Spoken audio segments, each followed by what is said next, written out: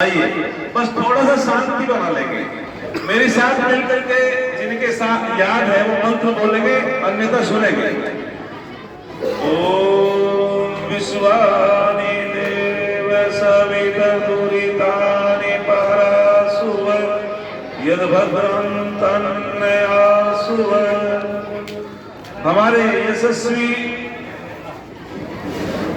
जिला मुजफ्फरनगर आर्य समाज के प्रधान आचार्य सत्येंद्र पाल आर्य जी, भारत के सुप्रसिद्ध भजनोपदेशक घनश्याम प्रेमी जी, हमारे बहुत ही समाज सेवी मास्टर इंद्रपाल जी, जो इनके माध्यम से इस विद्यालय में कार्यक्रम रखा गया, और हमारे प्रबंधक महोदय जी चंद्रपाल आर्य जी, और हमारे इस विद्यालय के प्रधानाचार्य अमित जी, मैं और सभी छात्र छात्राएं और हमारे अध्यापकगण अध्यापिकाएं, बस एक बात कह करके मैं पीछे हटूंगा।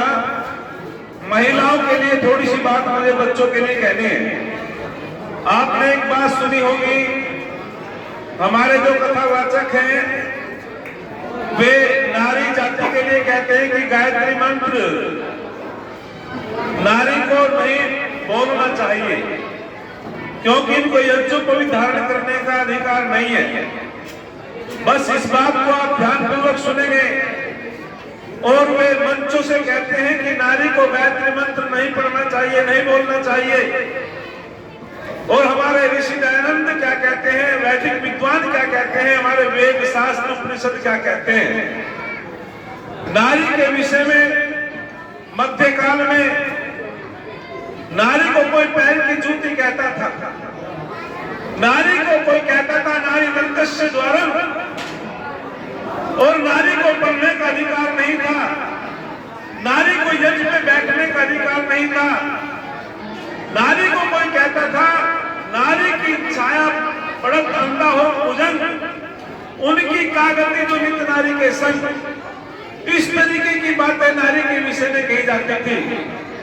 और जब वो नारी स्वामी दयानंद के पास पहुंची, कोई कहता था कि नारी के अंदर आत्मा नहीं है, कोई कहता था नारी तो जो है बच्चों की मशीन है, और कोई कहता था नारी पैर की जूती है।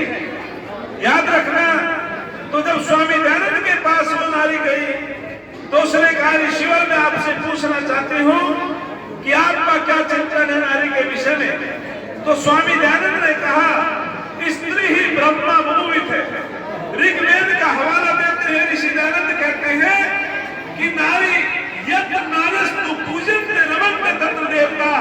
जहाँ नारियों का सम्मान होता है वहाँ तो दिव्य संस्थान उत्पन्न होती है, और जहाँ नारियों का अपमान होता है वहाँ सब सुख शांति और सुख शांति एक प्रकार से जो है अशांति फैलती है, वहां से धन ऐश्वर्य भी चला जाता है। तो ऋषि दयानंद ने कहा था कि पैर की जूती नहीं होती नारी, ये तो सर की पगड़ी होती है। जैसे परमपिता परमात्मा सृष्टि का निर्माण करता है, ठीक उसी प्रकार से नारी समाज का निर्माण करती है, समाज का निर्माण करती है। वास्तविक नारी का सम्मान, ये पढ़ने का सम्मान स्वामी दयानंद महाराज जी ने दिया। कहते हैं कि इंदिरा गांधी जो प्रधानमंत्री हुआ करती थी, तो वहां हमारे प्रकाशवीर शास्त्री सांसद हुआ करते थे। आर्य समाज के उत्पन्न विद्वान थे प्रकाशवीर शास्त्री। तो उन्होंने प्रधानमंत्री इंदिरा गांधी जी से पूछा कि मैं पूछना चाहता हूं कि तुम्हें प्रधानमंत्री किसने बनाया। बोले जनता ने बनाया। शास्त्री जी ने फिर दोबारा से पूछा कि मैं पूछना चाहता हूं कि तुम्हें प्रधानमंत्री किसने बनाया। उसने फिर कहा कि जनता ने बनाया। तीसरी बार फिर पूछा, इंदिरा गांधी कहने लगी, शास्त्री जी मैं बार बार उत्तर तो दे रही हूँ, लेकिन आप इससे संतुष्ट नहीं हो पा रहे। तो तब प्रकाशवीर शास्त्री ने कहा कि जनता तो तब भी थी जब तुम्हें पढ़ने का अधिकार नहीं दिया जाता था। अरे स्वामी दयानंद से पहले पति की मृत्यु के बाद में तुम्हें अग्नि में जला दिया जाता था। स्वामी दयानंद से पहले तुम्हें यज्ञ करने का अधिकार नहीं था। स्वामी दयानंद से पहले तुम्हें जो है शुभ कर्म करने का अधिकार नहीं था। जनता तो तब भी थी, तुम्हें पढ़ने का अधिकार नहीं था। तो तब प्रकाशवीर शास्त्री ने कहा यदि प्रधानमंत्री बनने का श्रेय जाता है तो स्वामी दयानंद को जाता है, वो ऋषि दयानंद को जाता है, वो आगे समाज को जाता है। अन्यथा नारी को कोई पढ़ने का अधिकार नहीं दिया जाता था। तो मैंने आपके बीच में जो बात रखी, किसी ने बहुत सुंदर कहा, अरे सच तो यह है नारी की महिमा दुनिया जानने पाई है। अरे सच तो यह है नारी की महिमा दुनिया जानने पाई है। ये मंदिर में मीरा है, ग्रंथ क्षेत्र में दुर्गाबाई है, विद्या के क्षेत्र में गार्गी देवी है, जिसकी कथा निराली है। इस नारी के कारण ही तो ये धरती गौरवशाली है। इस नारी के कारण ही तो ये धरती गौरवशाली है। वास्तविक जहाँ नारी का सम्मान होता है वो देश उन्नति करता है, वो समाज उन्नति करता है। तो मैं आपके बीच में बताना चाहता हूँ कि जो कथावाचक कहते हैं कि गायत्री मंत्र पढ़ने का अधिकार नारी को नहीं है, बस मैं गायत्री मंत्र का अर्थ संक्षिप्त बताता हूँ। गायत्री मंत्र में बुद्धि की प्रार्थना की गई है। क्या नारी को बुद्धि की आवश्यकता नहीं है? बताओ जी, क्या बिना बुद्धि के नारी का काम चल जाएगा मास्टर जी? नहीं चल सकता। तो मैं मेरे साथ इस मंत्र को पढ़ो तो आपको आनंद आएगा। इसका संक्षिप्त अर्थ बता करके अपनी वाणी को विराम देता हूँ। ओम भूर्भुवः स्वः तत्सवितुर्वरेण्यं भर्गो देवस्य धीमहि धियो यो नः प्रचोदयात्। इसमें बताया गया ओम का इसमें अर्थ बताया सर्वरक्षक, सर्वव्यापक, सर्वाधार। अर्थात तो परमपिता परमात्मा का बच्चों मुख्य नाम क्या है? ओम। जब हम नकार लेते हैं और कोई नाम नहीं आता है, स्वतः ही ओम का नाम आता है। इससे पता चला कि वो आत्मा अपने प्रीतम ओम को ही पुकार रही है। और नासा के वैज्ञानिकों ने बताया कि सूर्य के अंदर से भी ओम की ध्वनि निकल रही है। हमारे ऋषियों ने तो पहले बता दिया उपनिषदों में कि ओम की ध्वनि जो है सूर्य के अंदर से निकल रही है। परमपिता परमात्मा का मुख्य नाम ओम है। तो ओम का मतलब है सर्वरक्षक, ओम सबकी रक्षा करने वाला है। देखो, जैसे मैं आपसे पूछना चाहता हूं, जैसे अग्नि का जो धर्म होता है वो गर्म, गर्मी है तो अग्नि है, अग्नि है तो गर्म है। जल का जो धर्म होता है वो शीतलता और ठंडक। सूर्य का जो धर्म है प्रकाश। ठीक उसी प्रकार से परमपिता परमात्मा जिसका निज नाम ओम है, उसका जो एक धर्म है उससे वो अलग नहीं हो सकता परमपिता परमात्मा से। रक्षक, वो परमात्मा रक्षक है। और वो कैसे रक्षा करता है?